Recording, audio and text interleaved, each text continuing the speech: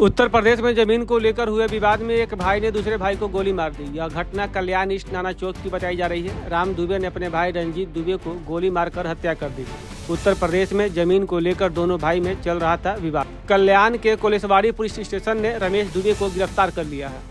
काल रात्री 12 वाजेच्या सुमारास कोळशेवाडी पोलीस स्टेशनच्या हद्दीमध्ये एका इस्माला गोळी मारून त्याची खून करण्यात आला आहे अशी बातमी आमच्या पोलीस स्टेशनला मिळाली होती। कोळशेवाडी पोलीस स्टेशनला कोळशेवाडी पोलीस स्टेशनचे वरिष्ठ पोलीस निरीक्षक श्री नायदे आणि त्यांची टीम हे दोघेही घटनास्थळी गेले आणि घटनास्थळी त्यांनी ते सगळी पाहणी केली असता त्यांच्या लक्षात आले की रणजित दुबे जो मयत आहे, ज्याला गोळी लागून मयत झालेला आहे, त्या इस्माला त्याचा चुलत भाऊ एक राम शंकर दुबे याने गोळी मारून खून केलेला आहे अशा आम्हाला माहिती मिळाल्याच्या नंतर आम्ही त्याची बहीण आहे, मयताची बहीण, तिची फिर्याद घेऊन रीतसर गुन्हा दाखल केला आणि 5 तासाच्या या गुन्ह्यातील आरोपी राम दुबे याला अटक करण्यात आलेली आहे। या गुन्ह्याचा पुढचा तपास पोलीस निरीक्षक श्री नाईक साहेब हे करीत आहेत।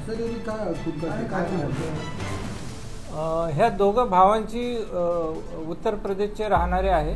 त्यांची वडिलोपार्जित मालमत्तेवरनं गावाकडे भांडण आहे आणि त्या भांडणामुळे त्यांची वाद बऱ्याच दिवसापासून चालू असल्याची प्राथमिक माहिती प्राप्त झाली आहे। ते कारण ह्या खून करण्यामागे असू शकते असा अंदाज वर्तवला जातो। आरोपी हा दोघांची एकमेकाविरुद्ध गुन्हे दाखल आहे, गावाकडे पण आहे, इथे पण कल्याणमध्येही एक गुन्हा त्याच्यावर दाखल आहे अशी माहिती मिळालेली आहे आतापर्यंत। आरोपी आता एकच वर गुन्हा दाखल झालेला आहे।